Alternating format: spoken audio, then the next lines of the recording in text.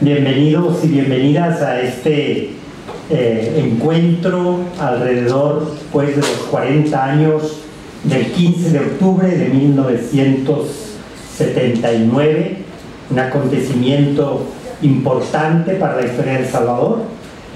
Quiero agradecer a don Rodrigo Guerra y Guerra, quien pues de alguna manera ha sido el inspirador de este encuentro, a Sajid Herrera, que lo va a moderar, nuestro director de UCA Editores e historiador, a Roberto Cañas, que también aceptó gustoso ser parte de este panel, y también al profesor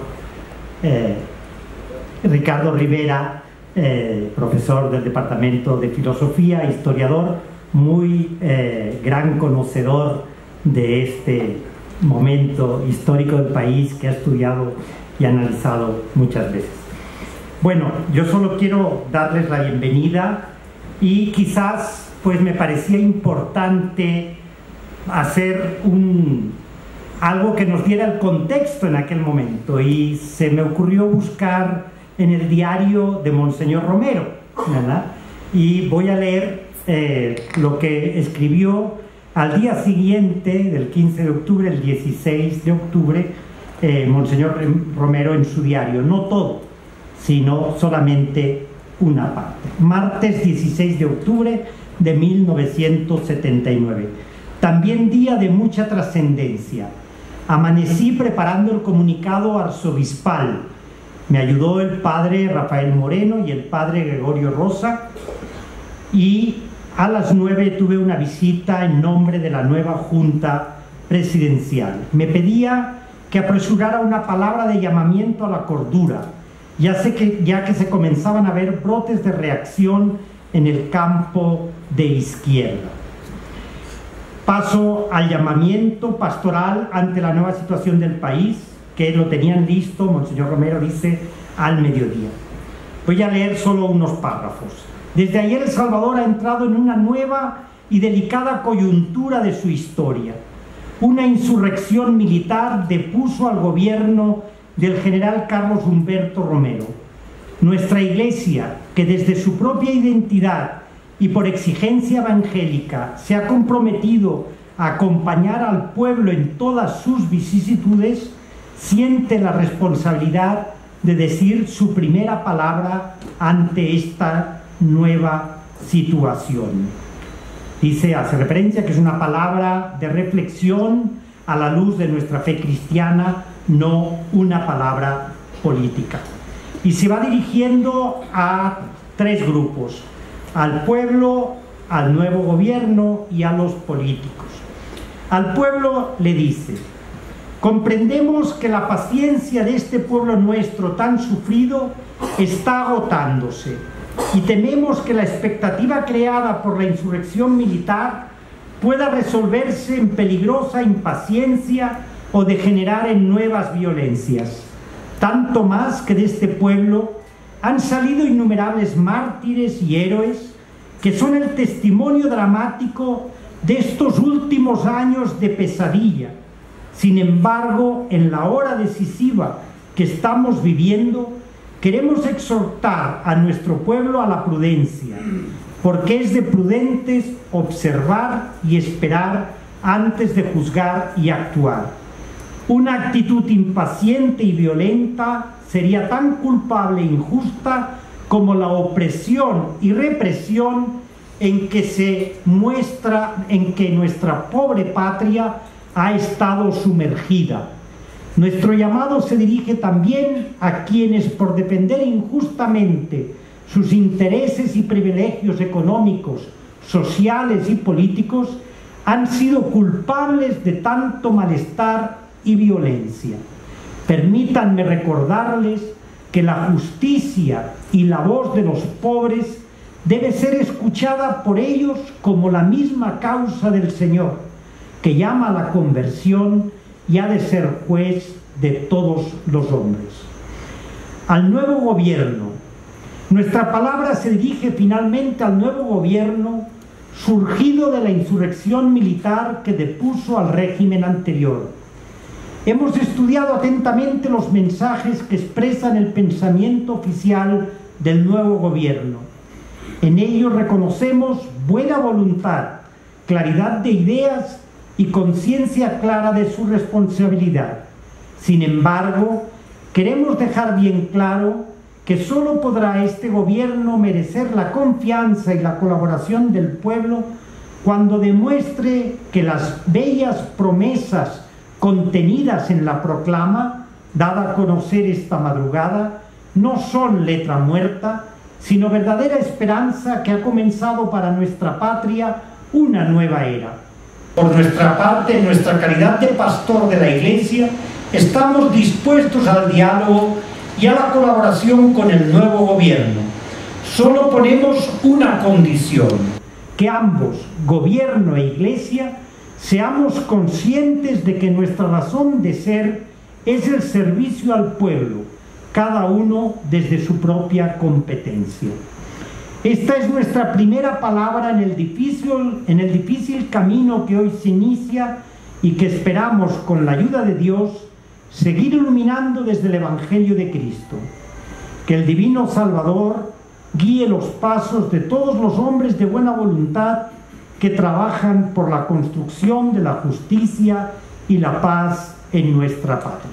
Estas fueron pues palabras de la Iglesia al día siguiente de conocerse del golpe de Estado, palabras de mucha esperanza a la que le siguieron muchas otras. Pero dejamos hoy aquí a Sajid la palabra para iniciar con este panel. Muy buenas noches. Queremos agradecer al señor rector de la Universidad Centroamericana, José Simón Cañas, padre Andrés Oliva, a los miembros que integran la mesa de honor de esta noche, de este panel, don Ricardo Rivera, don Roberto Cañas y don Rodrigo Guerra y Guerra, a los profesores, estudiantes y público en general que nos acompañan. Muchas gracias. La dinámica de esta noche será la siguiente. Cada uno de nuestros panelistas contará con 15 minutos para poder exponer y luego tendremos unos 5 minutos adicionales que ellos responderán a un interrogante que justamente con un acuerdo pues se elaboró. Paso primero a dar la palabra a don Ricardo Rivera. Nació en Barcelona y reside en El Salvador desde 1977. Es licenciado en Filosofía y Letras, opción Historia por la Universidad Autónoma de Barcelona, España. Catedrático del Departamento de Filosofía de la UCA desde hace 26 años y desde el 2004 profesor a tiempo parcial en la Escuela de Ciencias Sociales de la UES. Es columnista habitual de periódicos digitales como Contrapunto, El Faro. Ha publicado decenas de artículos filosóficos y de contenido histórico en revistas académicas. Ha participado con capítulos en 4 obras colectivas y también es autor del cuaderno de investigación Los partidos políticos en El Salvador, 1980-1992, publicado por Flaxo, El Salvador. Ha publicado 5 libros de su autoría: Pinceladas para un cuadro de la transición, Para leer a Hegel, Ensayos de filosofía política y social, Historia contemporánea, Ensayos e interpretaciones, y su último libro, Tiempos de transición, 1979-2014. De hecho hay uno todavía pendiente en UCA Editores para los próximos meses. Damos la palabra entonces a don Ricardo Rivera. Bien, buenas noches a todos y todos. Señor rector de la UCA, a Andrés Oliva, los colegas y amigos que me acompañan aquí en la mesa, profesores, alumnos y alumnas y público en general. He titulado mi ponencia El aporte del historiador, la interpretación y el significado. Sin duda, para el conocimiento de los hechos históricos, nada hay tan valioso como el testimonio de quien participó en ellos y fue protagonista, o por lo menos testigo de primera mano de estos. Se convierte en fuente primaria para el estudioso de la historia. No obstante, debe advertirse que a veces la memoria engaña, por lo que es usual que sobre el mismo acontecimiento aparezcan versiones diferentes o incluso contradictorias. Esto sin contar las ocasiones en que de manera intencional el actor histórico distorsiona, engrandece o minimiza determinado aspecto de su testimonio. Eso suele acentuarse cuando sigue activo en política y por tanto muy preocupado por la imagen que proyecta ante la sociedad. Por todo ello, la revisión del acontecimiento del pasado, aún reconociendo el valor de las fuentes primarias, no puede reducirse al relato que éstas nos ofrecen. Hay ocasiones en las que el propio protagonista de los hechos se refiere posteriormente a ellos y de alguna manera redacta él mismo su historia, como Julio César cuando narra la Guerra de las Galias, o como hizo tras la Segunda Guerra Mundial el británico Winston Churchill. Son líderes que, además de hacer la historia, tomaron la precaución de escribirla ellos mismos. Otros textos son testimoniales, dedicados a narrar vicisitudes de aventura más o menos heroicas del autor, como una forma de dejar un legado y de justificarse ante la posteridad. En otros casos se trata de escritos claramente propagandísticos que buscan promover la imagen política del protagonista. Obras de tal tenor suelen aparecer en tiempo de campañas electorales. En otras oportunidades, quien escribe sobre acontecimientos históricos lo hace con la intención de extraer lecciones de la historia y de transmitir valores o modelos de vida. Ejemplo, las obras de Homero, la Ilíada y la Odisea. Puede ser encomiable tal intención pedagógica o patriótica, pero el resultado tiene en realidad más que ver con la ficción literaria que con la historia. En contraste, la historia, como ciencia social, la perspectiva del historiador es aquella que formula preguntas e hipótesis, que se problematiza por la veracidad de los hechos y por el sentido de estos. Un ejemplo clásico es Tucídides. En su obra sobre la guerra del Peloponeso se cuestiona sobre sus causas y sobre los motivos de Atenas y de Esparta. Se pregunta si hubiera podido evitarse, inquiere si hubiera podido terminar antes, razona por qué el desenlace favoreció a los espartanos y reflexiona si, pese a tal victoria, no resultaron ambos bandos derrotados. En conclusión, la perspectiva del historiador y su aporte tiene que ver con la posibilidad de ofrecer interpretaciones de los hechos y examinar su significado. Asimismo, analizar lo que verdaderamente pasó, pero también incluir en el análisis lo que no ocurrió, lo que realmente no llegó a acontecer, pero que hubiera podido darse, es decir, aquello que fue una posibilidad real en su momento. Desde estas consideraciones, asumidas como un desafío y una responsabilidad, voy a intentar formular algunas ideas sobre el tema que aquí nos ocupa. Examinar el golpe de Estado del 15 de octubre de 1979 desde la altura de nuestro tiempo, a partir de la perspectiva que nos ofrecen los 40 años transcurridos. Presentaré para ello unas cuantas tesis. El golpe fue el último gran intento por evitar la guerra civil. Aunque fuera únicamente por esto, ya sería suficiente razón para ocuparnos del tema y rendir homenaje a sus protagonistas. La intención de quienes organizaron y participaron del golpe de Estado que encabezó la Juventud Militar Democrática fue, de manera explícita, evitar el riesgo de que el país se precipitase en un conflicto armado de gran magnitud, en una guerra civil no declarada, como de hecho ocurrió. Posiblemente llegó tarde para lograrlo. Además, se mezclaron otras fuerzas y sectores que buscaban hacer descarrilar tales intenciones pacifistas y confiaban resolver la crisis mediante la confrontación bélica. La situación política extremadamente compleja y la inexperiencia en la arena política de algunos de sus dirigentes más destacados posiblemente hayan incidido en que fracasara tan loable aspiración. Paradójicamente, dialécticamente cabría decir, fue al revés. Si de lo que se trata es de buscar una fecha para indicar el inicio de la guerra civil, podría postularse el 15 de octubre de 1979. En efecto, otras alternativas deben desecharse por diferentes razones. Podría pensarse, por ejemplo, que la guerra arrancó con la ofensiva final, como la llamó el FMLN, o sea, el 10 de enero de 1981. Pero tal versión adjudicaría de manera unilateral y probablemente injusta la responsabilidad por desencadenar la guerra en el bando insurgente. Dejaría fuera del tiempo bélico la gran cantidad de víctimas, alrededor de 20.000 muertos, del año 1980, incluido el asesinato de Monseñor Romero y de los dirigentes del FDR. Otra posibilidad es asumir el criterio que tomó la Organización de Naciones Unidas, ONU, que al conformar la Comisión de la Verdad y darle el mandato de investigar los graves hechos violatorios de los derechos humanos cometidos durante el conflicto armado, definió el periodo desde el 1 de enero de 1980 hasta el 16 de enero de 1992, fecha en que se firmó el acuerdo de paz. Pero resulta sospechosamente conveniente la comodidad de una fecha calendario, como es el inicio del año, para la tesis del arranque del conflicto. Era operativo a efectos prácticos para determinar qué periodo debía incluirse en el informe de la verdad, pero resulta inadecuado para el análisis histórico. Tiene más robustez la tesis de que es con el golpe de Estado que dio inicio a la guerra.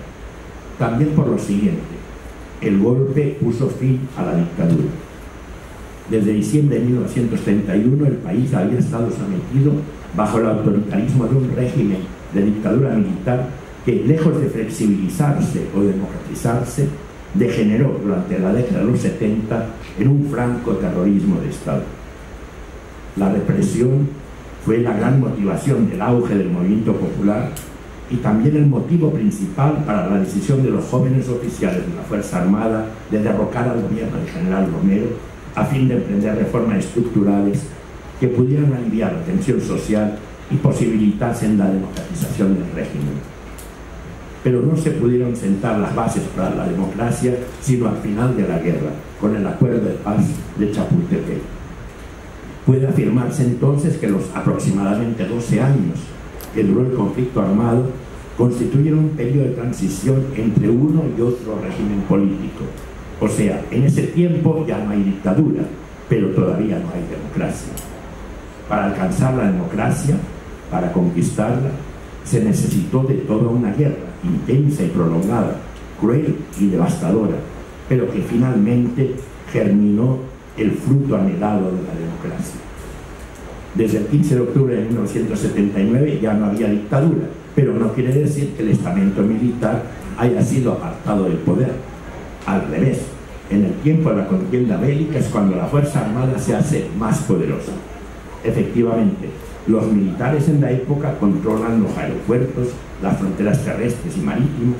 Asimismo, tienen control del tráfico de personas, del contrabando, del flujo de armas y del tráfico de drogas. Reciben de los Estados Unidos asesoría y formación castrense, asistencia militar millonaria, pertrechos de guerra.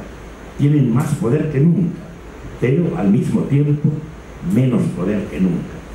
A medida que avanza la guerra se vuelven tan dependientes de la ayuda estadounidense que si la perdieran, o con el solo anuncio de una suspensión o de un recorte, podría darse el colapso del ejército. Esa fatal vulnerabilidad les pasará factura en la negociación del acuerdo de paz.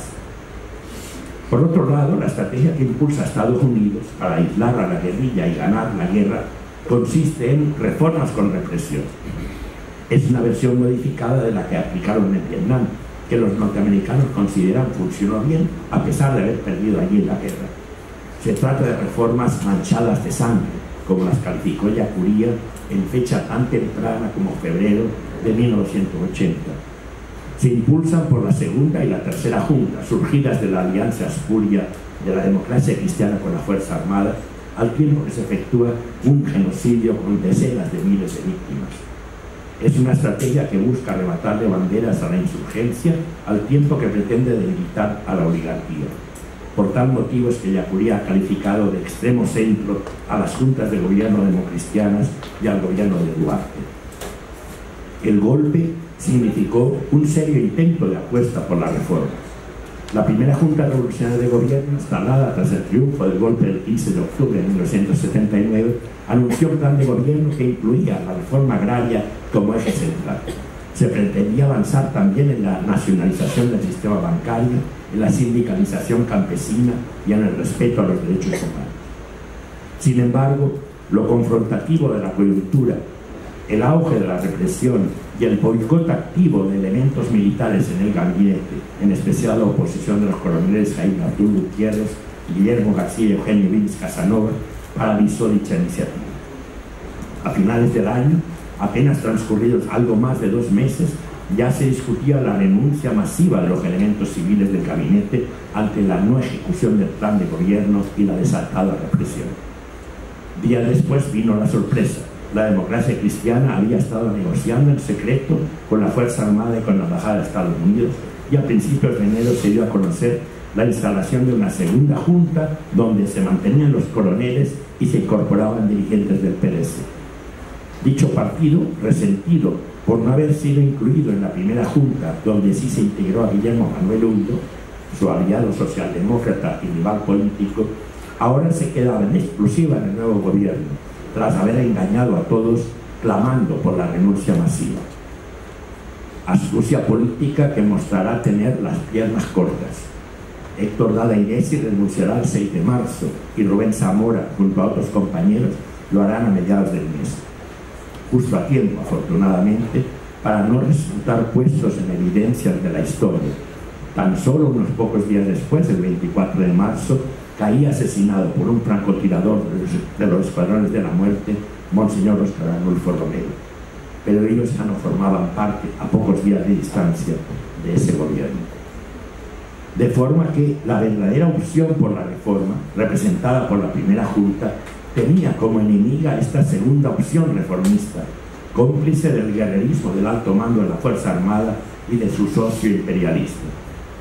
Se impulsaba la reforma agraria, se nacionalizaba el comercio exterior y el sistema financiero en su conjunto, pero eran parte de una estrategia contrainsurgente y se acompañaba de una intensa y sangrienta represión. No era la verdadera opción por la reforma, que ha de ser por esencia moderada y pacífica.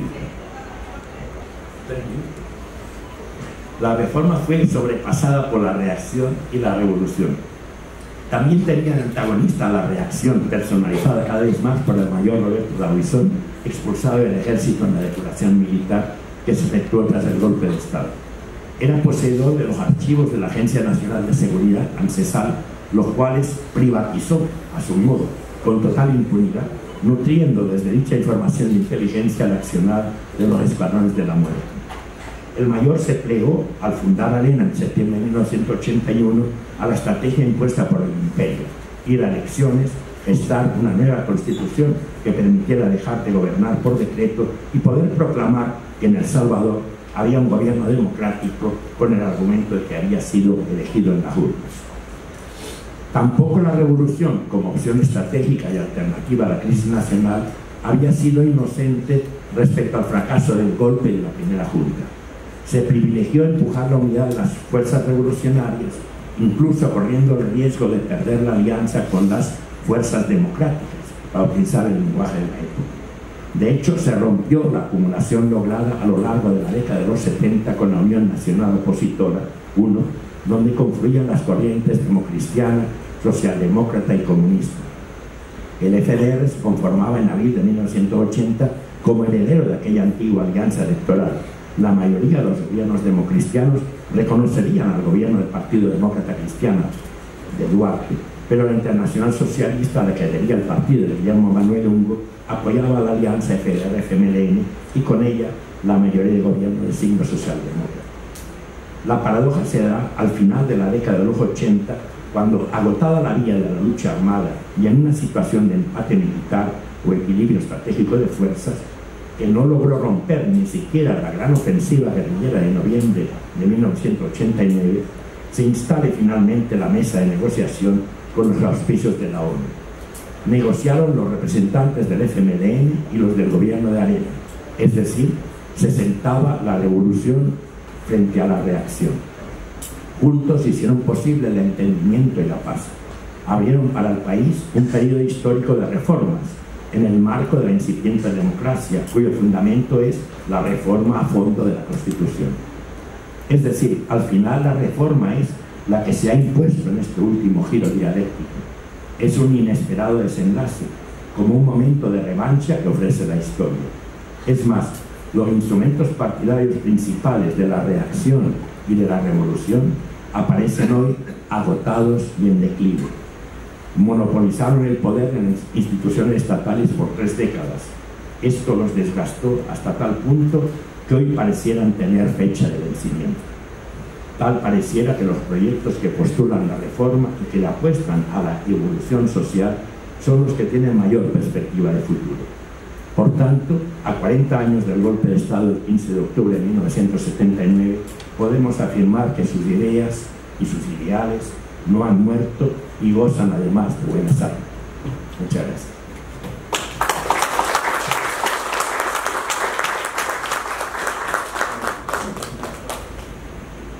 El golpe puso fin a la dictadura, una de las ideas centrales de la intervención de don Ricardo Rivera. Muchas gracias, Ricardo, por sus palabras, ¿no? Continuamos con don Rodrigo Guerra y Guerra, exalumno salesiano, estudió en la Universidad de El Salvador, en el Instituto Tecnológico y de Estudios Superiores de Monterrey, México, y en la Universidad Estatal de Luisiana, con especialidad en sistemas de energía. Sus empresas, fundadas en 1973, están involucradas en diversas áreas de la ingeniería. Junto con René Guerra y Guerra, su hermano, un líder militar, organizó el proyecto golpista de transformación del Estado y la sociedad salvadoreña de 1979. Don Rodrigo es autor del libro Un golpe al amanecer, la verdadera historia de la proclama del 15 de octubre de 1979, publicado en San Salvador por Índole Editores en el año 2009.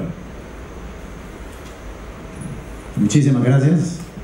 Saludo al señor rector y le agradezco que haya acogido la idea de conmemorar esta fecha, y por supuesto a los que me acompañan aquí en la mesa, mis queridos amigos. Ahora Ricardo, a quien acabo de conocer, a Roberto, no se diga, de hace muchos años, de muchas luchas, y a Gil, que déjenme decirles a ustedes que estar en la UCA tiene muchísimo significado emocional y también de esperanza para mí, por varias cosas. Bueno, primero, cuando yo subo la cuestecita que llega aquí a la biblioteca, recuerdo vívidamente las 5 de la tarde del 15 de octubre de 1979, cuando vine a llevarme a la primera brigada de infantería al rector de la UCA. Por supuesto que ya habíamos hablado con él, había habido varias discusiones, simplemente en realidad como 2 semanas antes de que sucediera ese evento. Y nos fuimos solos, llenos de esperanzas, ebrios de alegría, porque creíamos sinceramente que comenzaba una nueva era para El Salvador.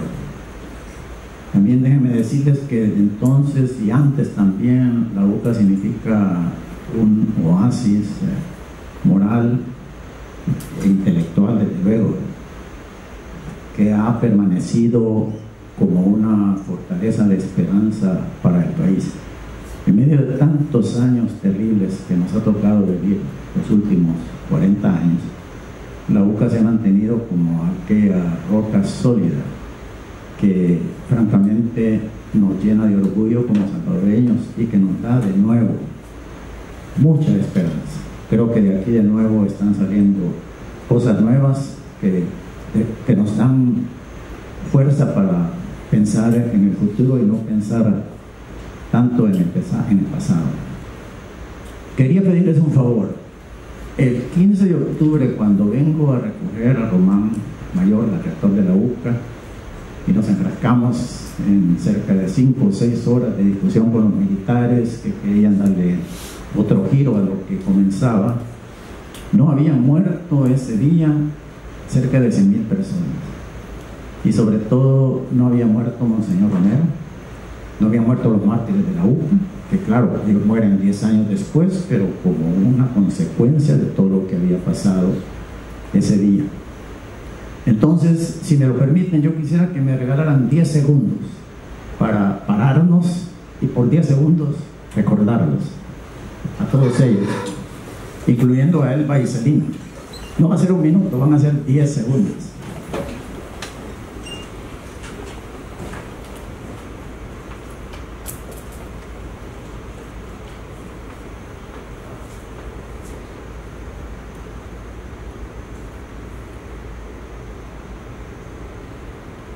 Muchas gracias. Y ahora, ¿por qué estamos aquí, ¿verdad? Y cualquiera diría, bueno, ¿y qué hace este ingeniero que nunca ha sido político, no ha sido funcionario gubernamental? ¿Por qué estamos en esto? Estaba en la iglesia el domingo pasado, pues, y me llamó la atención. Solo hemos hecho lo que teníamos que hacer. O sea, hay circunstancias en la vida de que a uno le toca estar en ciertos momentos donde hay que hacer lo que es correcto. El Salvador había vivido desde los 70 una turbulencia espantosa. Había una gran nube negra sobre el país y habían sido 9 años, del 70 a 79, de asesinatos, secuestros, una gran represión de parte del ejército, y el país iba en caos. Ahora, no debemos de recordar todo eso con dolor, claro que con dolor, pero también eso nos puede servir para el futuro. El domingo pasado me llamó la atención un artículo que escribió el embajador alemán en el país, donde dice: lo importante que es para la identidad de una sociedad, de una nación, el desarrollar una cultura de memoria apropiada.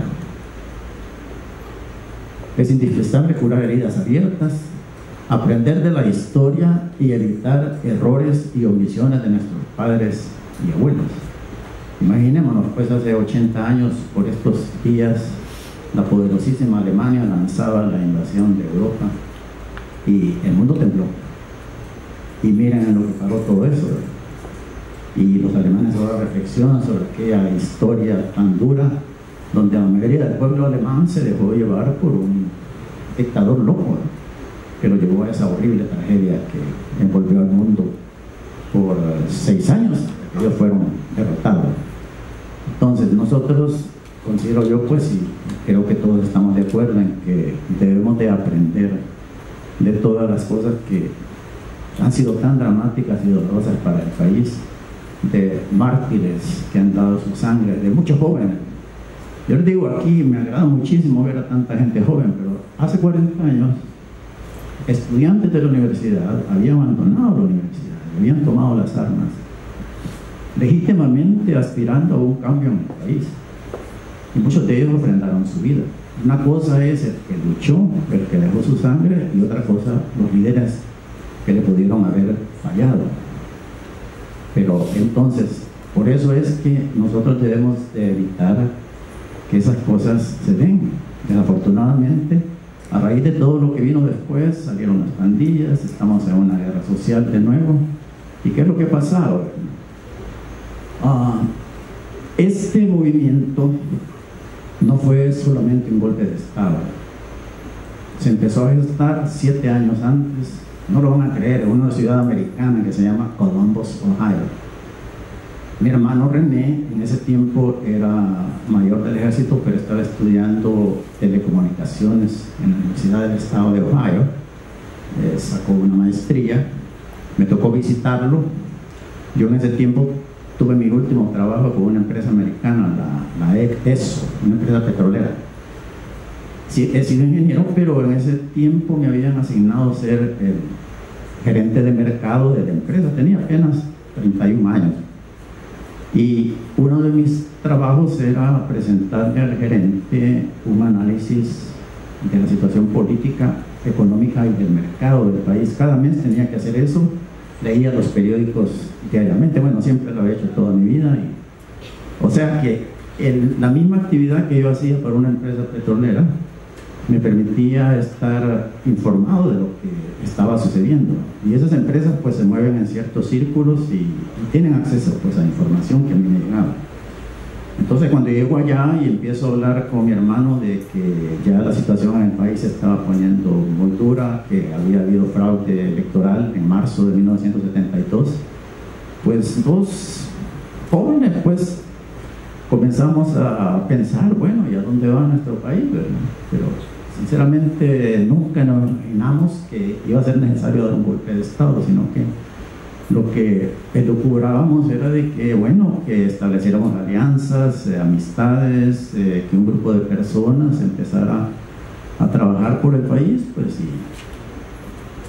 desarrollarlo, ¿verdad?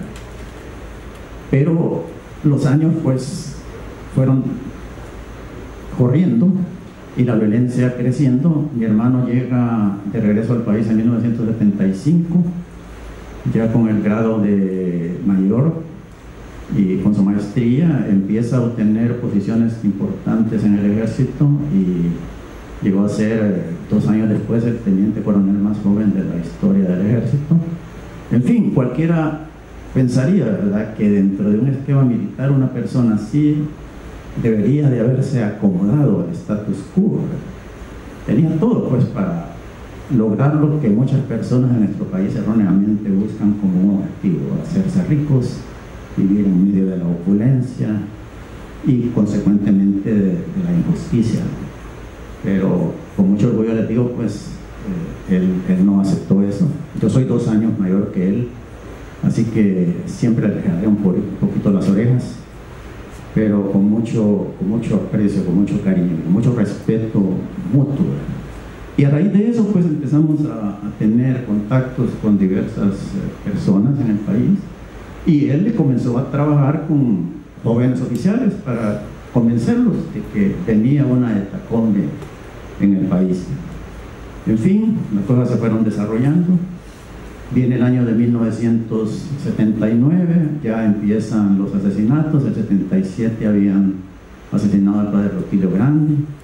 Monseñor Romero, el 77, toma posesión como arzobispo y con sus homilías empieza a predicar como un verdadero profeta lo que debería ser el destino del país. Y sinceramente no pensamos, incluso el 79, tener que vernos involucrados en un golpe de Estado. Mi hermano tenía acceso al presidente. Obviamente pues él tenía una posición muy importante en el ejército, aunque era uno de los tenientes coroneles más jóvenes, pues. Lo trataba de persuadir, ¿verdad?, de que había que cambiar el rumbo. Francamente lo que estaba pasando no era lo adecuado, pero definitivamente no fue escuchado. Y ahí vienen otros eventos en el mundo, pues la revolución en Irán, viene la caída de Somoza en Nicaragua, y Roberto lo va a decir más adelante, pues había sectores de la guerrilla que eran más violentas y pensaban en acciones mucho más radicales, porque la represión había sido tan fuerte que los había, digamos, obligado, diría yo, a pensar así. Pero los acontecimientos también nos han enseñado de que no eran personas con solidez moral. Y entonces lo que se plantaba en El Salvador era que aun cuando, por ejemplo, en Nicaragua había habido una lucha nacional donde todo el mundo se unió y la comunidad internacional para derrocar a un dictador, aquí se trataba de una verdadera lucha de clases por los antecedentes históricos que también se habían dado, ¿verdad?, del robo de las tierras a los indígenas, tantas injusticias y los levantamientos que habíamos tenido en el 32, como mencionó muy bien Ricardo. Ahora, cuando tomamos esa decisión también, desde luego, ahí fue donde vino un acompañamiento moral e intelectual, y el suceso se acompañó de lo que se llama la proclama del 15 de octubre de 1979, que plantea las razones por las que es necesario dar ese cambio, explica los antecedentes históricos, la opresión, la desigualdad, pero también plantea el siguiente paso: el desarrollo del país, basado en los derechos humanos, en el desarrollo del país con una mejor distribución de la riqueza y otra serie de medidas, pues, como la educación y todo lo que hemos anhelado por tanto tiempo. Pero obviamente este planteamiento llenó de incomprensión a muchos sectores, ¿verdad?, y obviamente lo atacaron. Y como uno de lo principal era el respeto a los derechos humanos, o sea, parar la represión, entonces en el ejército había ciertos sectores que no estaban de acuerdo, y de ahí vino pues la renuncia de ese gobierno que formamos el 15 de octubre de 1979. 79. El 3 de enero de 1980 nos fuimos todos los del gabinete. Aquí tenemos un miembro del gabinete, Gustavo Soriano, que era su secretario de Hacienda. Él es testigo de todo eso, pues todo como intentamos también tratar de cambiar el rumbo en esos últimos momentos para ganarle la partida a los sectores militares represivos, y los políticos se cruzaron. Ya lo mencionó Ricardo, pues el Partido Demócrata Cristiano hace un pacto con los mismos enemigos nuestros, y el Partido Demócrata Cristiano era parte del gobierno. Bueno, es una larga historia, ¿verdad?, de errores que se cometieron. Quizás, como dice Ricardo, también falta de experiencia, pero que definitivamente había un planteamiento sólido y moral e intelectual, definitivamente lo ha habido y ha persistido a través de los años. Todavía siguen pendientes los tres principales puntos de ese documento, de la proclama: el respeto a los derechos humanos, una mejor distribución de la riqueza y desarrollo del país, ¿verdad? Todavía tenemos eso pendiente, ¿verdad? Y eso fue planteado en aquel tiempo. El embajador alemán al final en su artículo es bien curioso, pero menciona, ¿verdad?, que dice: algunos supermercados aquí en San Salvador ya están decorados para la Navidad, y por eso le voy a dedicar, voy a formular deseos para El Salvador, porque es el único país del mundo que lleva el nombre de El Salvador. Desearía que este hermoso país fuera finalmente salvado de la violencia, de la corrupción, de la desigualdad social y de la migración, y el respeto a los derechos humanos. Fíjense cómo estos planteamientos están en la proclama, pues, y no es una invención como la bomba atómica, sino que son cuestiones fundamentales, pues, que todavía están pendientes en el país. Así que yo hago un llamado, tengo una esperanza de que más bien podamos como sociedad reaccionar hacia lo bueno, pues. Ya no es necesario dar golpes de Estado, ya no es necesario tener guerras civiles. Se trata de una cuestión de que todos obliguemos al estrato gubernamental que respete los derechos humanos, que cese cualquier clase de represiones, que elimine la corrupción y que lucha por una mejor distribución de la riqueza. Así que muchísimas gracias, aquí termino y estamos listos para un querido amigo Roberto.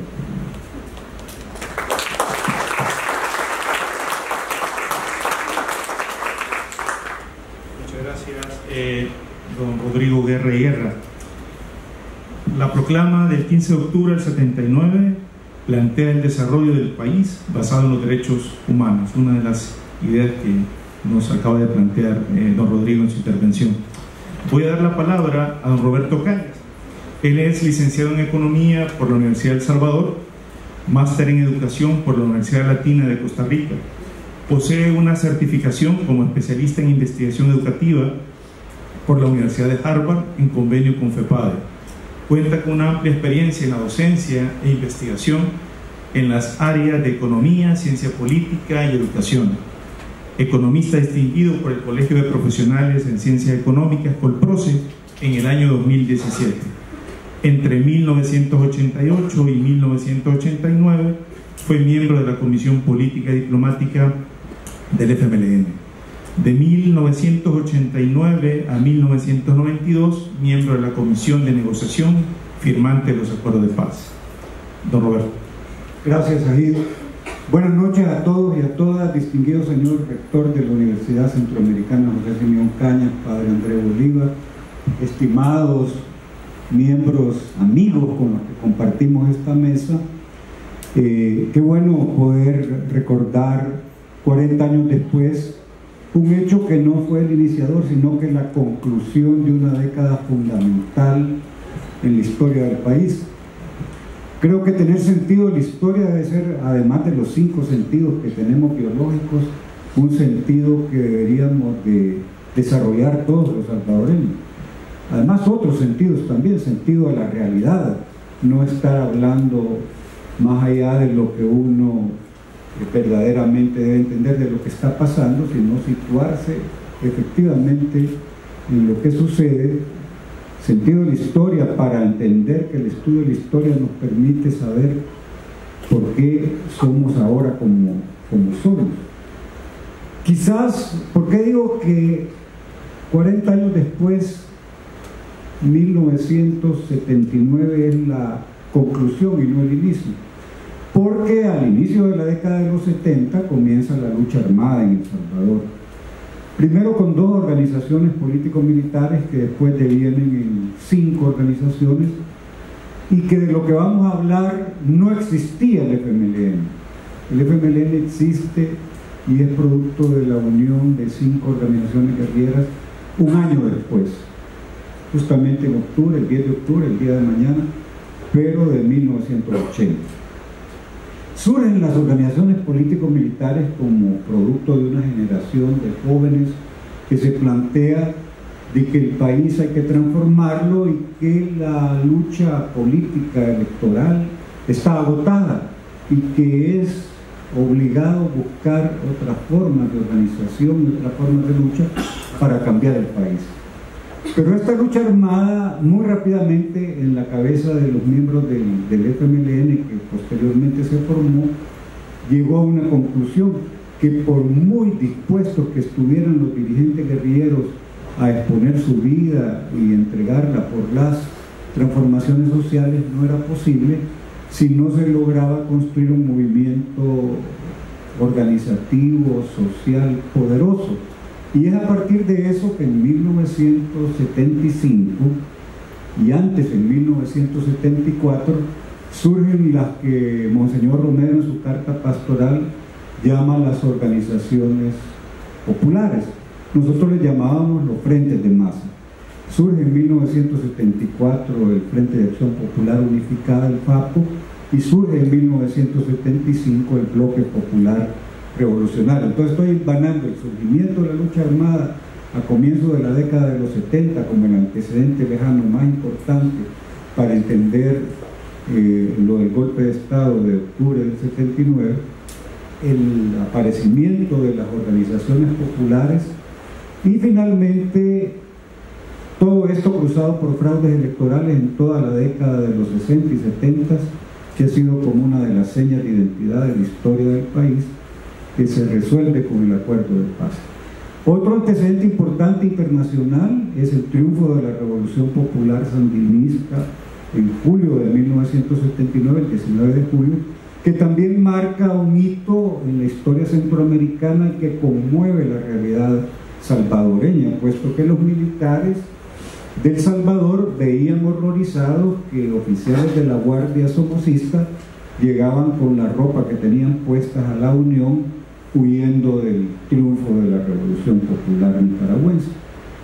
Entonces, también el Foro Popular es otro elemento de antecedente importante, más cercano al golpe de Estado del 79, porque es la unión de lo que formó la UNO, de la Unión Nacional Opositora, y de otras organizaciones sociales, que fue de alguna manera base del levantamiento de 1979.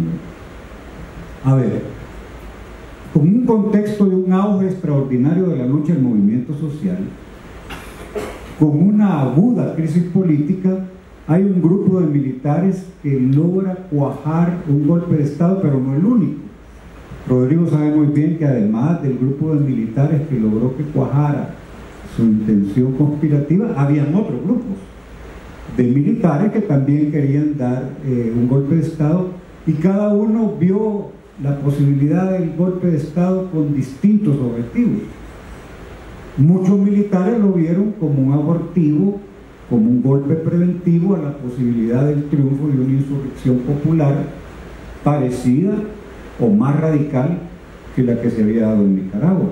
Otros, como los que efectivamente encabezaron la juventud militar y lo expresaron, lo escribieron en la proclama de la Fuerza Armada, pues miraban el esfuerzo de levantamiento militar, cívico-militar, como las posibilidades de iniciar las transformaciones sociales que tanto había soñado el pueblo salvadoreño.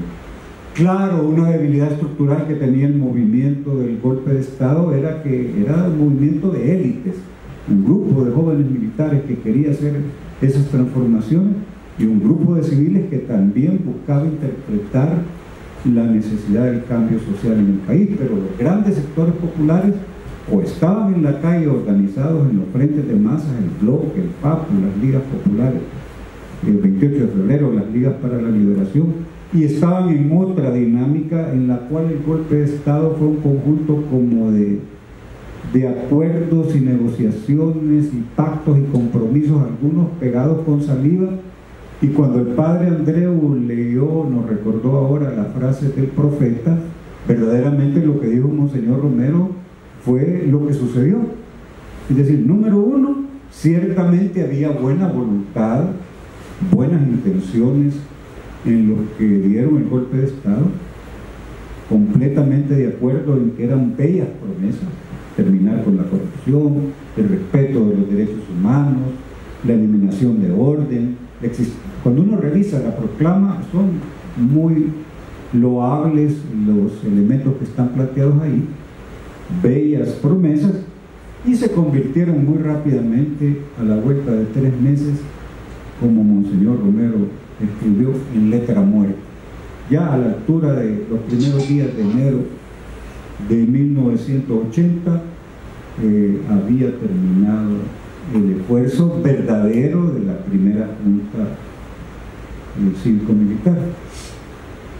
Yo quiero señalar, no sé cuánto tiempo tendré todavía hay tiempo para hablar de la proclama, porque la proclama es como el disparador que gatilla los acuerdos de paz que se dieron después en 1992. Es decir, sí interpreta demandas fundamentales de la población, señala, cuestión que todavía está presente, el tema de la corrupción. Es decir, en la proclama de la Fuerza Armada hay un planteamiento que llama al cese de la corrupción en la instancia del gobierno, plantea además el reconocimiento de los fraudes electorales, que ahora para los jóvenes, las personas que tienen menos de 30 años, la idea de los fraudes electorales a lo mejor es parte de una clase de sociales aburrida de un profesor y no parte de una realidad que los que tenemos más años vivimos. Entonces, ¿qué elementos tiene la proclama? En primer lugar, reconoce los fraudes electorales y de alguna manera interpreta pues que la idea de hacer el golpe va buscando reivindicar esa idea del respeto a la voluntad popular expresada en el sufragio. Habla, como ya planteé, el cese de la corrupción y la disolución de orden y de los grupos paramilitares, que eran elementos que buscaban detener a los sectores que se oponían al gobierno. También el respeto a los derechos humanos, la declaratoria de la necesidad de la vigencia de los derechos humanos está en la proclama, y el deseo de permitir que se construyan partidos políticos de todas las ideologías y algunas medidas para la distribución de la riqueza nacional. Eso es lo que plantea la proclama, y en alguna medida, sin duda alguna, estos elementos señalados por la proclama han sido recogidos por los acuerdos de paz. Ciertamente la reforma electoral plantea el desaparecimiento del Consejo Central, del fraude del Consejo Central de Elecciones, y da lugar al surgimiento del Tribunal Supremo Electoral, que con todas las deficiencias que puedan tener ahora es infinitamente superior al Consejo Central de Elecciones. Se garantiza la posibilidad de que existe un padrón electoral y que los fraudes a lo desalmado que había antes del acuerdo de paz se vayan superando. También el acuerdo de paz plantea la necesidad del respeto a los derechos humanos, y de ahí la creación de una de las hijas obedientes del acuerdo, que es la Procuraduría para la Defensa de los Derechos Humanos, que de alguna manera tiene un hilo de continuidad pues, con lo que la proclama de la Fuerza Armada planteaba. Y por supuesto la apertura a que la idea de que el enemigo es aquel que es opositor al gobierno se pudiera resolver en el acuerdo de paz. Además hay un elemento fundamental que es disparador, el golpe de Estado del 79.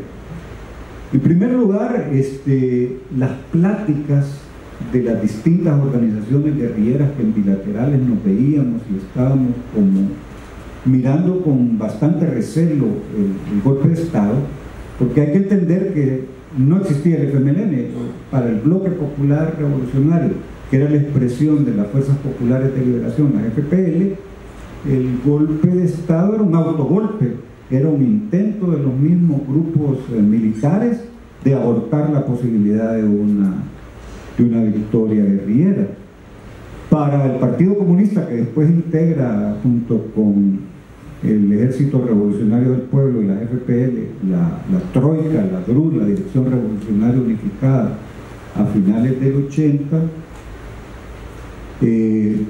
sí es parte del gobierno. Hay ministros que estaban vinculados directamente con el Partido Comunista. Para el ERP era ya el aviso de que venía una insurrección en El Salvador, y de ahí la idea que conecta con 1974-75 de hacer llamados a la conformación de los comités militares y el llamado a la insurrección, cuando desde el interior del ERP otros considerábamos de que eso era una cuestión que estaba fuera de la realidad, que las posibilidades de la maduración de un llamado a la insurrección en 1974-75 era un elemento fuera de la realidad que nosotros mirábamos, y ahí surge una tercera organización guerrillera que sale del seno del ERP, que es la Resistencia Nacional, y otros grupos más pequeños como el Partido Revolucionario de los Trabajadores Centroamericanos, el PRTC. Entonces, también el FDR, que es expresión del agrupamiento de sectores políticos que salieron de la Junta de Gobierno en enero de 1980, muy rápidamente dan lugar al Frente Democrático Revolucionario. Entonces sí, hay elementos valiosos que uno puede destacar de aportes que deja especialmente la proclama como expresión de un deseo, de una voluntad, pero ya sabemos que de buenas intenciones, ¿qué es lo que está empedrado? Y eso es lo que realmente sucede. Es decir, sí había una buena intención, habían militares que tenían un deseo honesto, real, de transformación social, pero que se conecta para explicar por qué fracasa, y con esto quiero terminar esa primera junta.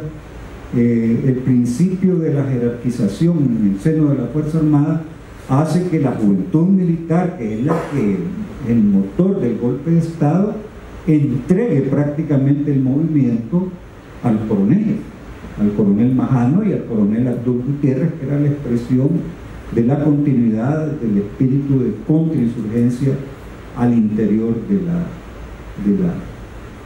la Junta Cívico-Militar. Hay una escena muy recordada para los que vivimos esa época, que la vivieron los miembros del gabinete cuando convocan a los militares para pedirles explicaciones acerca de la represión, que es también paralela, digamos, a los deseos de la proclama. Hay un conjunto de actividades represivas, actividades de calle de los movimientos sociales, y este grupo de civiles dentro de la Junta convoca a los militares para que le expliquen qué es lo que está pasando con la represión en la calle a los movimientos sociales, y lo que sucede es que prácticamente en esa reunión se abre la ruptura de esa Junta Cívico-Militar por la actitud de los militares. Es capítulo aparte el coronel Majano y su comportamiento dentro de la Junta Cívico-Militar y sus responsabilidades históricas de no haber podido empujar esa Junta a un desarrollo mayor, pero no creo que quede tiempo aquí para discutirlo. Pero sí, es decir, la lección aprendida es que las luchas o los deseos o las voluntades buenas, por muy buenas que sean, si están separadas y no están nutridas por un apoyo y surgen de los sectores populares muy difícilmente puedan tener posibilidades de sobrevivencia. Contrario censo lo que es el FMLN. El FMLN, que surge en octubre de 1980, tiene un desarrollo extraordinario que culmina con la firma del acuerdo de paz, porque es producto de una acumulación de un movimiento social, de obreros, de campesinos, de estudiantes universitarios, del presente. Sí hay que recordar lo que sucedió hace 40 años, porque es parte, nos pertenece, nos da sentido de identidad. Y sí hay que recordarlo porque, así como Rodrigo lo planteó, hay personas insustituibles que dieron su vida después o correlacionados con ese esfuerzo, que no se pueden olvidar y son de las personas imprescindibles. Muchas gracias.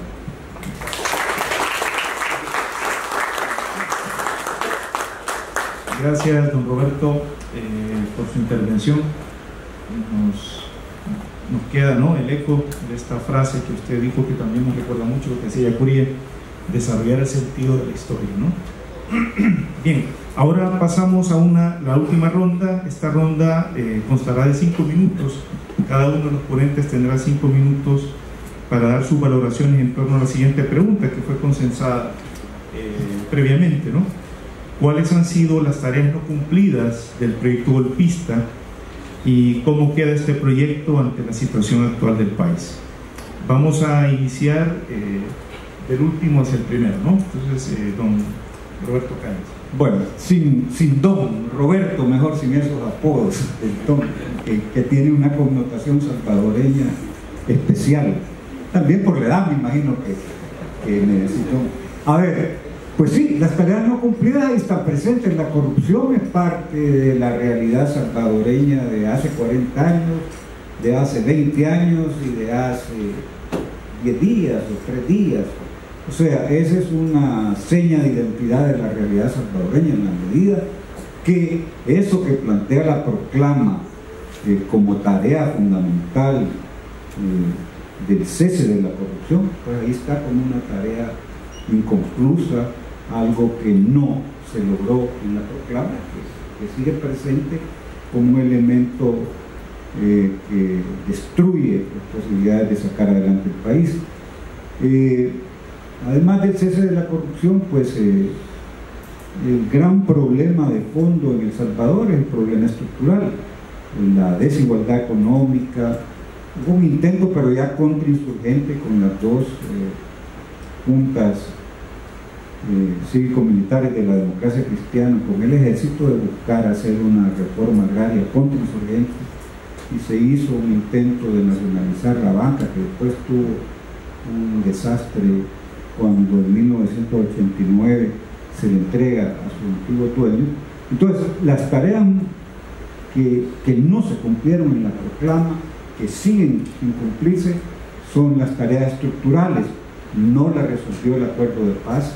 No era, cuando uno revisa Ginebra, el acuerdo de Ginebra, no está planteado los objetivos del proceso de negociación.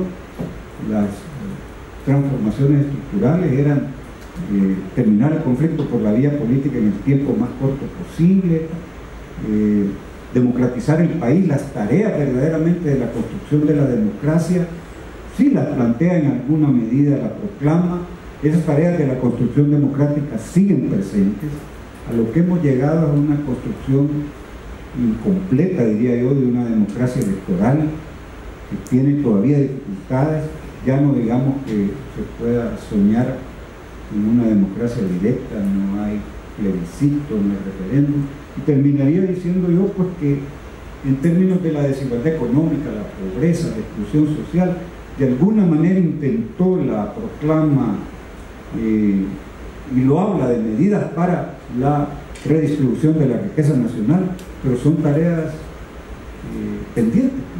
Aquí hay jóvenes que ojalá ellos asuman y levanten las banderas de luchar por las transformaciones, por cambiar por las condiciones estructurales del país. Muchas gracias. Si nos remitimos a la situación actual, yo quisiera que pusiéramos atención. Fíjense, cómo los sectores de la extrema derecha y de la extrema izquierda fueron los que se opusieron a lo que plantea la proclama. Esos sectores lanzan la guerra dura 12 años, se ven obligados a firmar un acuerdo de paz, tanto por cansancio, pero también por presión internacional y por presión interna, naturalmente. Creo sinceramente que también el crimen de los mártires jesuitas ayudó a detonar ese clamor internacional para que esta carnicería terminara. Luego, después de 12 años, esos sectores fundan 2 partidos políticos y se dicen, quizá veladamente y seguramente veladamente, bueno, me toca a mí ahora sacar lo que podás del horario nacional, ¿verdad? Y después me toca a mí. De ahí vienen pues los 20 años del Partido Arena, que representa a la extrema derecha, y luego viene el tiempo, los 10 años del FMLN, en manos de los sectores más radicales del FMLN. Las personas como Roberto, por ejemplo, fueron hechos a un lado por el FMLN. Y así, ¿verdad? Entonces, ahora, ¿qué pasó?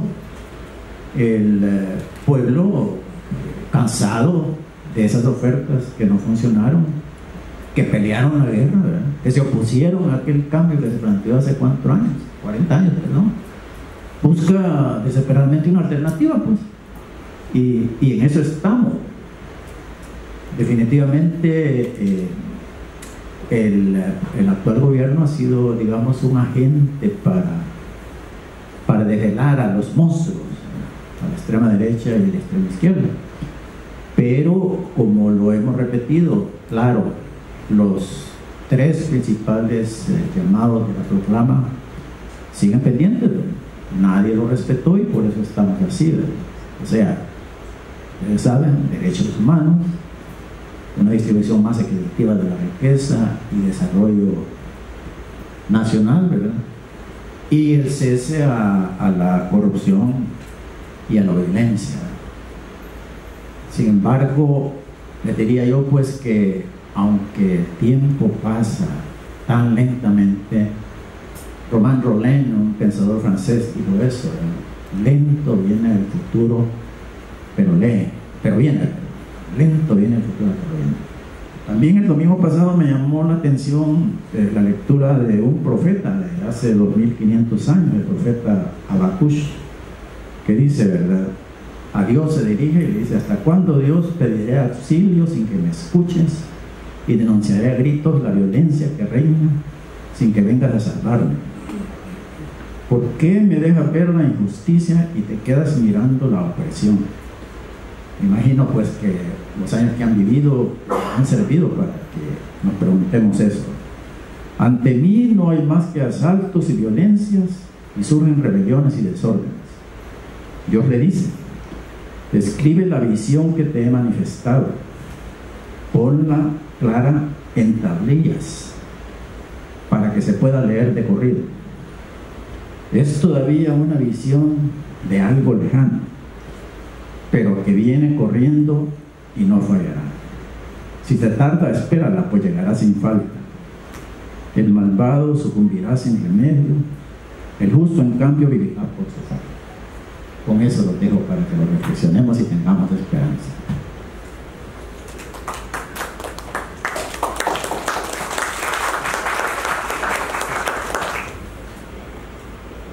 Pues la pregunta es corta pero muy complicada. Las tareas pendientes que dejó. Claro, 40 años atrás, ¿verdad? En una situación de una crisis muy profunda y que posiblemente la posibilidad de construir unidad nacional para enfrentar juntos como nación la grave crisis era casi imposible. Y todavía ahora muy difícil, aunque tal vez tenemos ya más claro cuáles son realmente los objetivos. El objetivo no puede ser así de un solo el socialismo, la lucha armada hoy, socialismo mañana, ¿verdad? Sin tener ni siquiera claro de qué estamos hablando, ¿verdad? O el anticomunismo, ¿verdad? Hacer de El Salvador la tumba donde los rojos terminarán, salvando así a América. O sea, El Salvador se va a salvar todo el hemisferio. No tenemos más claro que realmente las preguntas no son esas de la Guerra Fría del siglo pasado, sino el desarrollo, los derechos humanos, la democracia, ¿verdad? Algo hemos podido avanzar en todo eso, pero falta todavía mucho. Claro, una crisis tan profunda provocó que se involucraran sectores que en una situación más o menos normal no deberían estar con tanto protagonismo en la política. Por ejemplo, los militares, la Fuerza Armada. Claro, estamos en un régimen de dictadura militar, pero ha sido muy sano que el acuerdo de paz dijera, bueno, lugares humanitarios están en los cuarteles, ¿verdad? Y su misión son solamente dos cosas, pues la defensa de la soberanía, la defensa del territorio. Sin embargo, a pesar de que eso está escrito, ahí están patrullando las calles, nuevamente asumiendo el tema de orden público, de seguridad, etcétera, ¿verdad? Y eso no pasa ahora por fortalecer más el ejército, pasa por fortalecer más a esa policía civil. El otro sector que también mostraba lo anormal de la situación, un protagonismo posiblemente exagerado de la Iglesia, ¿verdad? Hemos estado escuchando las posturas de Monseñor Romero, la importancia que tenían, diríamos, esas posiciones y cómo el pueblo pues, se nutría de eso, pues, ¿verdad? Pero era un reflejo de lo anormal de la situación, ¿verdad? No se ha mencionado aquí, pero hay que decirlo, pues estamos hablando de la primera Junta Revolucionaria de Gobierno que surge del golpe de Estado y en donde la UCA, digamos, aportó a su rector en ese momento, ¿verdad? El ingeniero Román Mayorga Quiroz, que era rector de la UCA y que fue invitado y que aceptó y que dio con cierto grado de consenso o con total consenso de la Compañía de Jesús en El Salvador, ¿verdad? Pero nuevamente eso no es normal. Cuando yo hablaba de la inexperiencia en la arena política me refería a este tipo de cosas, ¿verdad? En la Junta está Román Mayorga como personalidad independiente, ¿verdad? Que no está representando a la UCA, está representando a las fuerzas del Foro Popular, etc. Está un empresario que había sido ex vicepresidente de la Cámara de Comercio y que en realidad los empresarios tampoco se sentían representados por él, pero también no sé por qué tenía que haber alguien representando a los empresarios, ¿verdad? Es decir, que muestra esa falta de unidad nacional, ¿verdad? Y la búsqueda. Y se da en una coyuntura que la izquierda venía como construyendo poco a poco la unidad, sobre todo espoleada por los acontecimientos en Nicaragua. En julio se ha dado el triunfo de la revolución sandinista. Un par de meses atrás el general Romero ha convocado un foro nacional que la izquierda lo boicotea, solamente llega a la derecha. Después del triunfo, creo que es en agosto, se convoca el Foro Popular. Ahí obviamente es la derecha la que boicotea, pero sí empiezan a construirse esos diálogos, ¿verdad? Ese acercamiento entre organizaciones sociales, organizaciones de los frentes de masa, las mismas guerrillas. ¿Cómo lograr la unidad de esa izquierda revolucionaria? Sumamente difícil, pues las FPL con el PC, las FPL han surgido del PC, ¿verdad? Es decir, Marcial era, Cayetano Carpio había sido secretario general, ahí se sale, ¿verdad? Rompe pues en mala forma, difícil, ¿verdad? El RP y la RN, peor todavía, pues si después del asesinato de Roque Dal, pues, de Pancho y otros compañeros, o sea, se están acusando mutuamente, ¿verdad? Muy difícil, o sea, muy difícil ni siquiera que dialogar entre, ¿verdad? Y la rivalidad entre las FPL y el RP, que hace que si no había acuerdos mínimos aquí, ¿cuál guerra de liberación? O sea, si lo más probable que iba a haber una guerra FPL contra RP, repitiendo situaciones que ya se habían dado, por ejemplo, en Colombia, ¿verdad? Las FARC enfrentadas en ciertas regiones del país con el Ejército de Liberación Nacional, etc. Es decir, que si se quería hacer algo realmente transformador desde esa opción de la lucha armada, ponerse de acuerdo, coordinarse mínimamente era indispensable. La coyuntura del golpe de Estado viene como a complicar muchísimo, porque cada organización reacciona diferente. El RP llama a la insurrección, ¿verdad? Y hay levantamientos en Cuscatancingo, San Marcos, bueno, levantaron con incursión militar, como en 5 municipios, ¿verdad? Del Gran San Salvador, ¿verdad? La CFPL también condena condena el golpe y la Junta como un golpe del imperialismo, etc. También llama a boicotear, aunque a la vez está participando en forma un poco encubierta en la Junta. El PC está participando abiertamente, ¿verdad?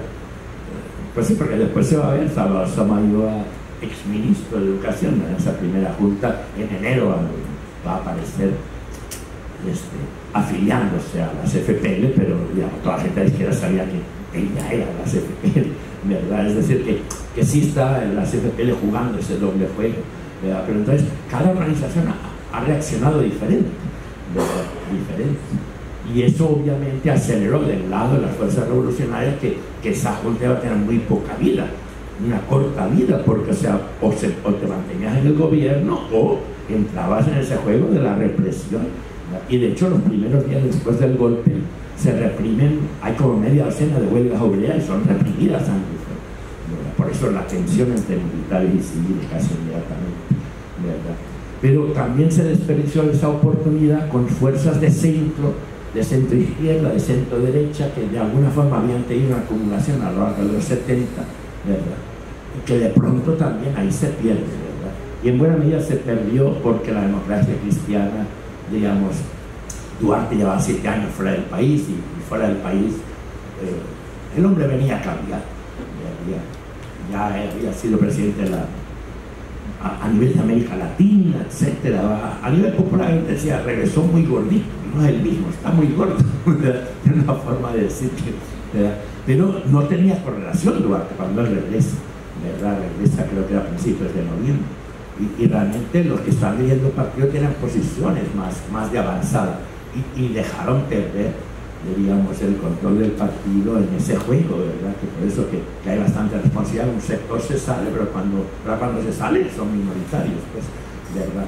Y entonces claro, Duarte sí fue el hombre que estaba muy en contacto con la embajada y después se verá, pues la llegada, el beso a la bandera, etcétera, etcétera.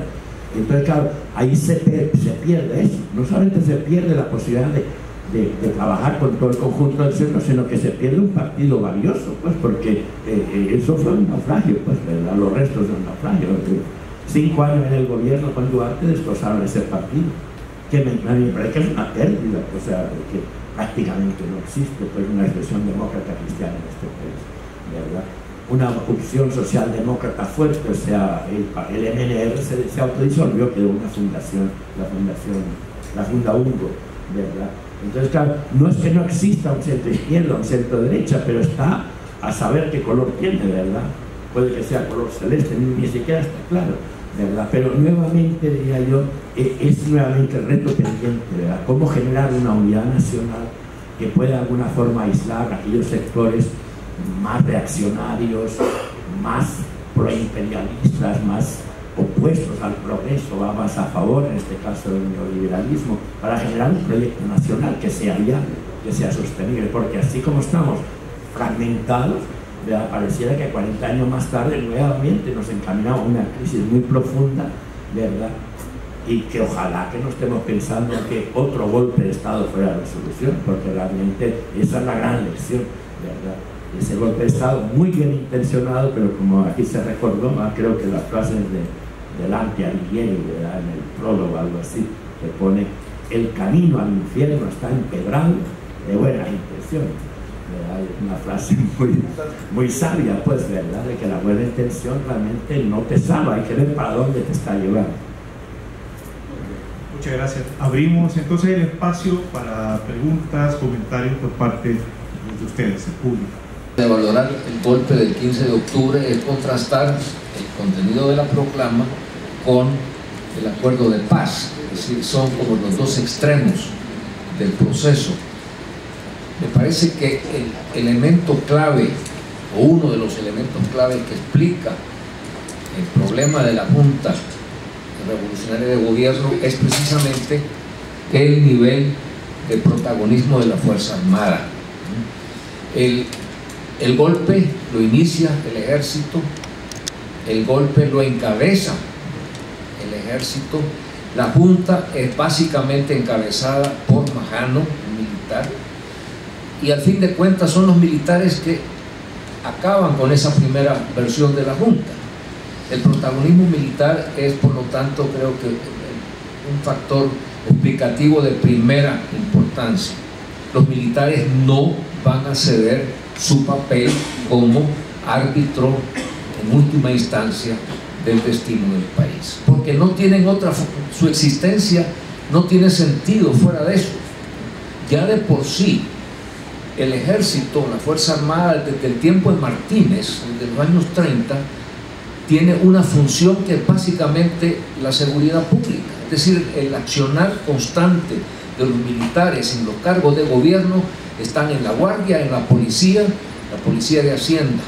Esa es la función del ejército, la defensa del territorio, la soberanía nacional. Eso no juega. El país nunca estuvo amenazado por vecinos con intenciones de invadirlo.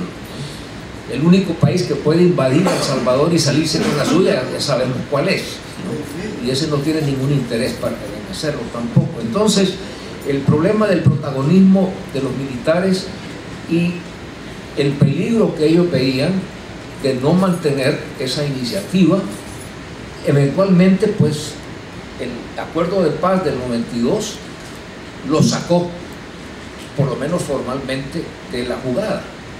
Ya en el 92 pasan a ser efectivamente garantes nada más de la soberanía y la integridad territorial. Pierden su control sobre los cuerpos de seguridad, o los cuerpos de seguridad son abolidos y se crea uno nuevo. Este protagonismo es lo que pensamos que ahora hemos superado. Es decir, un retorno al régimen militar hoy por hoy nos parece sumamente improbable. Y recordemos una cosa, en los últimos 30 años El Salvador es el único país en Centroamérica, junto con Costa Rica, que ha logrado mantener una formalidad democrática. No hemos tenido golpes de Estado, ni dictaduras, ni presidentes expulsados como en Guatemala, ni nada de eso. Hemos tenido una regularidad institucional realmente notable. Junto con Costa Rica, no hay otro país en Centroamérica ahora que pueda decir eso. Eso me parece que es muy loable, pero claro, todavía está la factura de la deuda social que vamos a ver cómo se arregla. Buenas tardes. Una pregunta sobre el papel de la democracia cristiana. En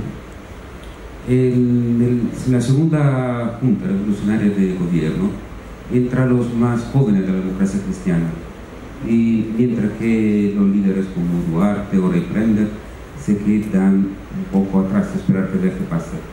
Héctor Dada, al contrario, cuando entra, jura también diciendo: voy a estar aquí hasta que mi conciencia me lo permita.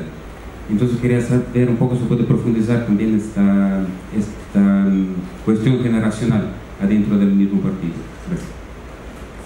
Bueno, en esos días sí a mí me tocaba estar muy cerca de los acontecimientos, y quiero aclarar una cosa muy importante. El movimiento no fue organizado por militares. Había un grupo civil coordinador que fue el que creó la proclama. A los militares jóvenes se les obligó, en vista de las circunstancias, de respetar la proclama. Un personaje que se menciona frecuentemente como el coronel Majano apenas apareció 2 semanas antes del golpe. Definitivamente era un movimiento guiado por un pensamiento y por antecedentes históricos. Se habían estudiado guerras civiles anteriores, como la Guerra Civil Española, otros movimientos, en fin. O sea que llevaba un componente ideológico e intelectual sumamente sólido. El otro asunto es de que les quiero decir que cuando hablamos con el rector de la UCA la primera vez, que por cierto también se le avisó 2 semanas antes, él puso como 3 condiciones para participar. Una, que se tomara en cuenta a la Unión Nacional Opositora, que había sido la coalición que había ganado las elecciones del 72 y del 77 y había sido robada de ese triunfo. En esa Unión Nacional Opositora estaba el Partido Demócrata Cristiano, el Movimiento Nacional Revolucionario, el Partido Comunista disfrazado con otro nombre, no recuerdo el nombre que tenía. Entonces, les quiero decir que entonces, y fue una excelente sugerencia de Román Mayor, el rector de la UCA, porque él decía: no acepto si no se toma en cuenta la Unión Nacional Opositora. En realidad, los que habíamos organizado el movimiento durante 7 años pensábamos en otra cosa, quizá equivocadamente, pero de lo que se trataba era de involucrar a personas honestas, con conocimiento, y también a algunos jóvenes militares con preparación y con convicción de que los militares tenían que salir fuera del entorno político. Recuerdo perfectamente que cuando le hicimos una consulta a Monseñor Romero por medio de otro sacerdote, él nos decía, ¿verdad? Miren, bien difícil en estos momentos sacar a los militares del todo, ¿verdad? Es importante que en el nuevo gobierno que se vaya a formar sí hay que tomarlos en cuenta, pero controlarlos. Y de eso se iban a encargar los jóvenes militares, que al final perdieron la partida, como dijo Roberto. Ahora, al tomar en cuenta a la Unión Nacional Opositora y al Partido Demócrata Cristiano como componentes de ese gobierno que se formó el 15 de octubre de 1979, allí sucedió algo bien especial, que los militares se opusieron a que uno de los componentes de la Junta fuera miembro del Partido Demócrata Cristiano. Sin embargo, se le dieron puestos importantes. Nosotros no, definitivamente a esas alturas, pues, por ejemplo, Román decía: hay que tomarlo en cuenta, ¿no?, para puestos, para un puesto en la Junta. Entonces, sí se le dieron ciertos ministerios, como el Ministerio de Relaciones Exteriores, de mucha relevancia, en fin.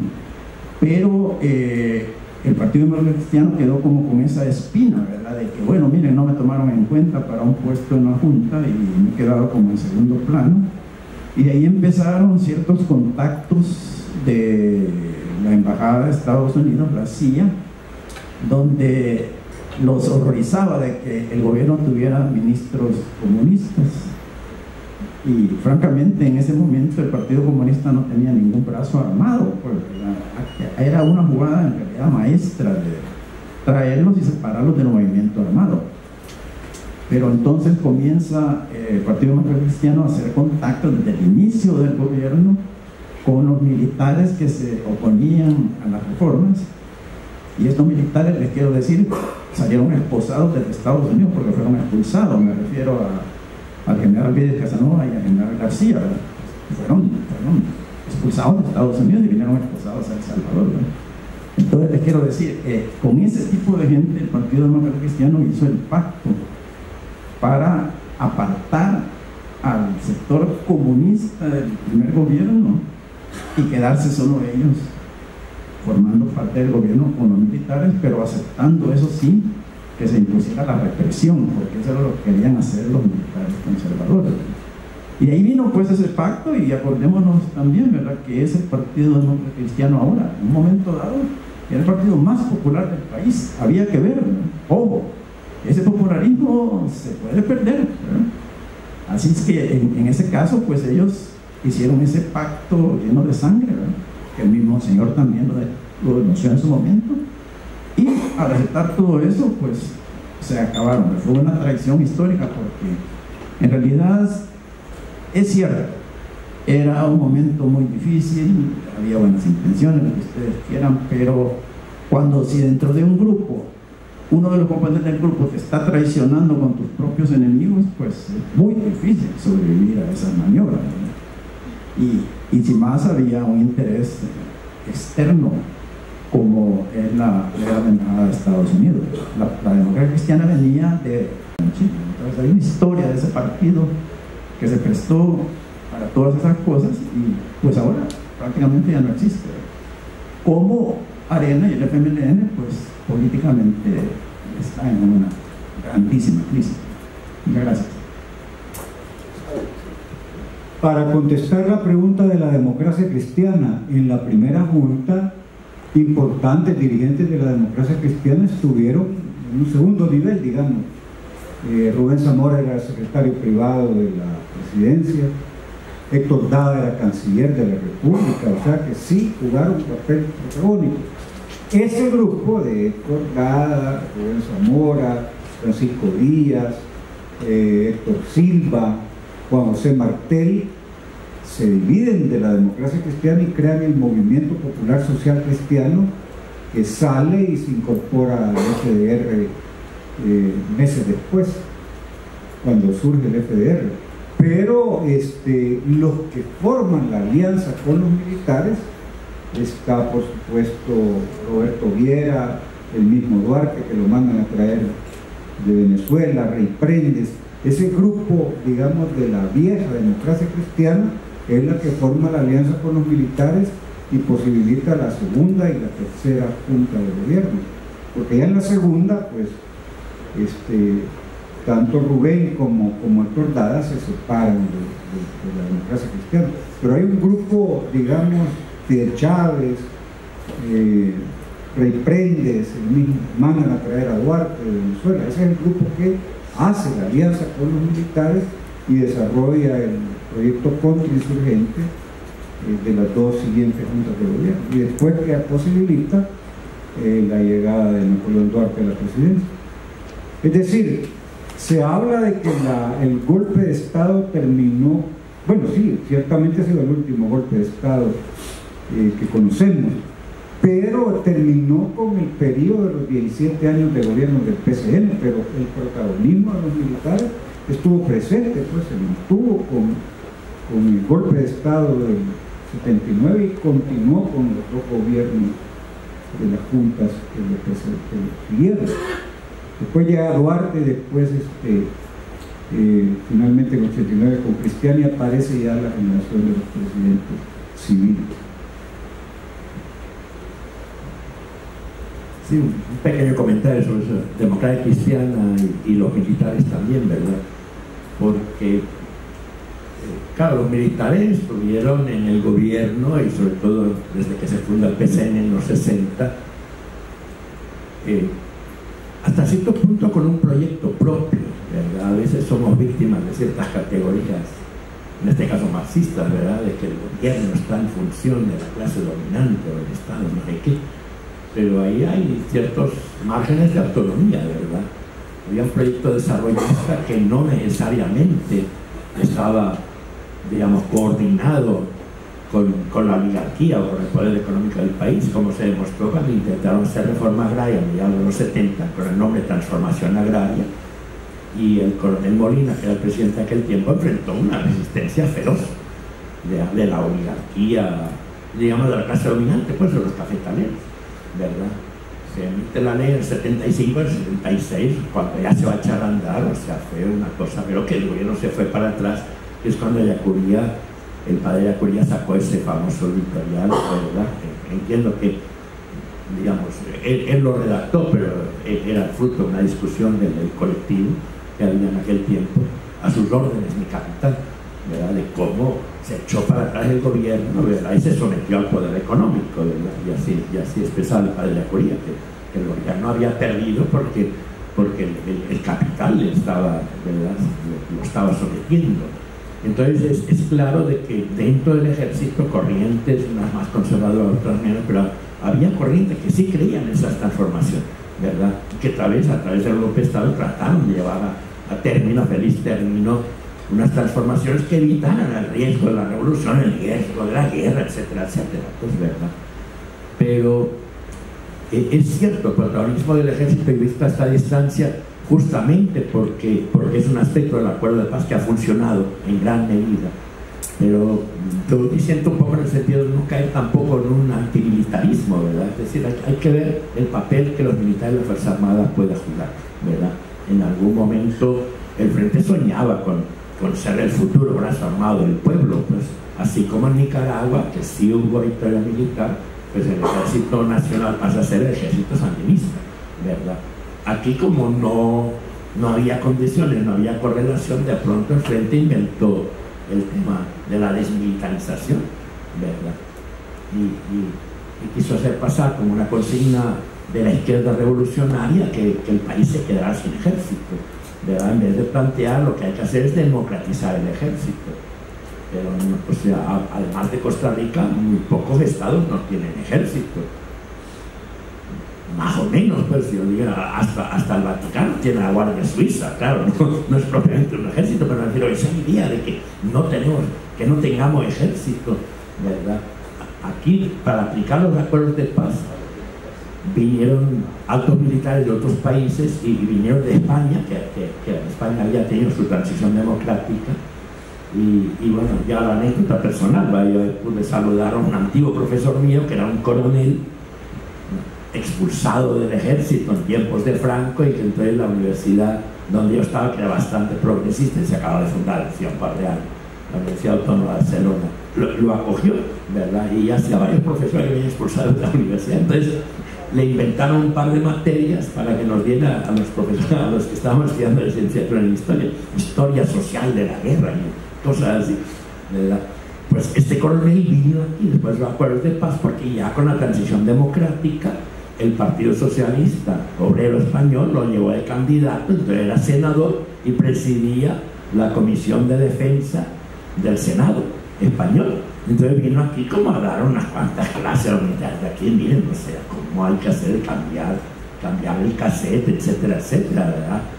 En España el ejército ha hecho todo ese esfuerzo, de forma que el ejército estaba a las órdenes de Franco, ahora esté sometido al poder civil, sometido a la democracia, ¿verdad? Entonces yo creo que ese aspecto hay que tomarlo en cuenta. Pero también la democracia cristiana, fíjate, el antiguo aliado en la UNO, ¿verdad?, que hace esa astucia, ¿verdad?, de pactar en secreto con los militares, con la embajada, y claro, de alguna forma es que el que ha sido aliado tuyo de pronto está enfrente, y es como, se vive como una traición, ¿verdad? Y yo creo que eso condiciona también el pensamiento del FMLN, ¿verdad? Porque el FMLN tomó, cuando ya gana Duarte con apoyo de Estados Unidos la presidencia, el frente, yo recuerdo que tenía una posición diciendo el enemigo principal más peligroso es el gobierno de Duarte, y todas las iniciativas era a ver cómo arruinarlas, pero yo creo que no solo por estar en el gobierno, sino porque realmente había como esa espina clavada, y eso obviamente estaba equivocado. O sea, la historia lo demostró. Pasados los 5 años, cuando gana Arena, lo primero que hizo Arena fue tratar de desmontar toda la reforma agraria, toda la nacionalización de la banca, etcétera, y entonces se enfrentó a todas las cooperativas que había creado la reforma agraria, y ahí el frente fue que se puso entonces a defender esas cooperativas. De pronto descubrió de que, ¿verdad?, en esa oposición contra la democracia cristiana se había opuesto a una serie de organizaciones de movimiento social que estaba dirigiendo la democracia cristiana, como por ejemplo la red de cooperativas de reforma agraria. De pronto cambió el cassette, poniendo, yo diría, las cosas en su lugar, ¿verdad? Al menos yo, como vengo de España, para mí, digamos, o sea, el enemigo principal y más peligroso era el franquismo, es decir, el fascismo, ¿verdad?, en todo momento, ¿verdad? Aquí en este país el enemigo principal más peligroso ha sido el fascismo, han sido los escuadrones de la muerte, ha sido el partido que creó después, el que había creado los escuadrones de la muerte, ¿verdad?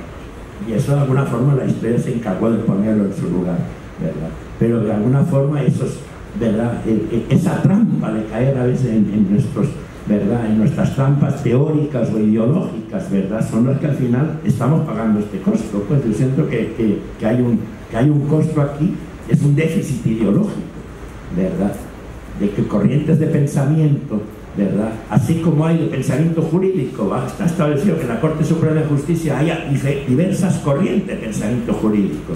Ninguna corriente pretende que tiene toda la verdad y que tiene que ser de un solo color.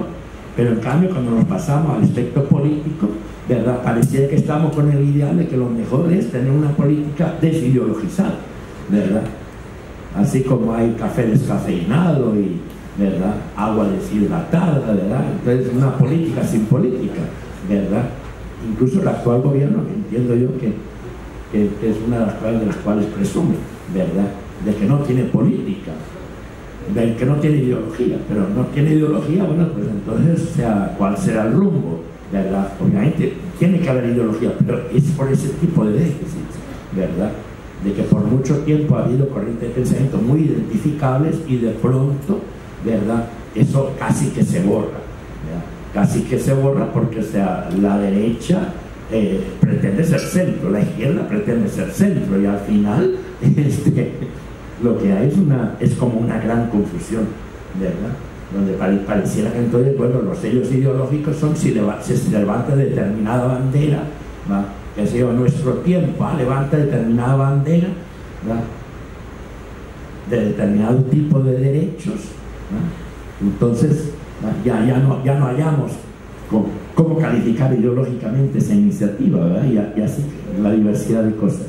Entonces yo creo que esa sí ha sido una consecuencia de ese periodo que estamos examinando, ¿verdad? O sea, el descrédito del pensamiento social cristiano como tal, ¿verdad?, el descrédito del pensamiento social demócrata como tal, ¿no?, de cual el único partido que hay inscrito legalmente lo creó el antiguo comandante, ¿cómo se llama? Jonás, ¿verdad? Jonás, acusado de ser el asesino de Roque Dalton, o sea que le hacen flaco favor a la socialdemocracia. A ver, pero ¿cuál es la lección aprendida más importante del golpe de Estado de octubre del 79?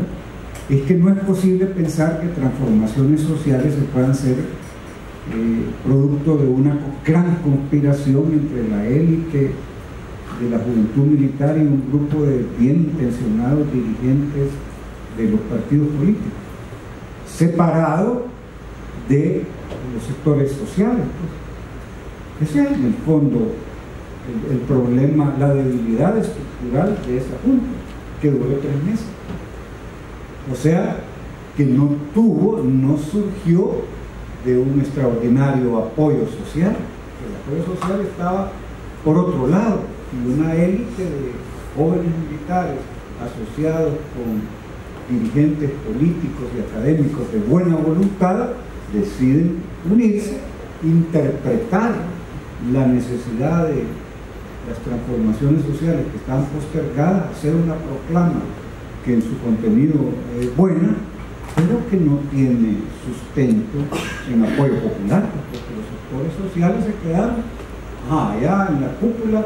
Hubo una serie de conspiraciones, muchas pegadas con saliva entre militares y una élite de jóvenes, también académicos o políticos, que se cae, o sea, que dura 3 meses. Solo para terminar, yo creo que sí, definitivamente el tiempo ya corrió. Les quiero decir una cosa, eso sí, definitivamente es cierto, si no hay un movimiento popular que apoye ideas, obviamente pues tiene dificultades. Pero el gran pecado del movimiento de izquierda salvadoreño fue de que justamente se opuso a esas reformas que se planteaban, ¿no? E incluso esos mismos dirigentes, no sé si ustedes lo sabían, pero condenaron a muerte por unos días a Monseñor Romero, pues, porque decían que Monseñor Romero se había prestado a esa maniobra, y la idea era lograr pues que la temperatura bajara y que aquellos sectores, por ejemplo, de la democracia cristiana que se habían incorporado a los movimientos de masa pudieran acompañar lo que siempre habían soñado. Y ven ustedes cómo de todas maneras lo que se plantea fracasa, es cierto, momentáneamente, viene la guerra, los que se oponen a ese movimiento la pelean, ninguno de los dos triunfan, tienen que firmar un acuerdo de paz que en cierto modo se parece a la proclama, ¿verdad? Y luego gobiernan. Pues entonces lo que les quiero decir es que también hubo falta de comprensión de los sectores de izquierda para acompañar un movimiento sólido que tenía el apoyo intelectual, por ejemplo, de la comunidad jesuita y desde luego también de un gran sector de la Iglesia Católica. Muchas gracias.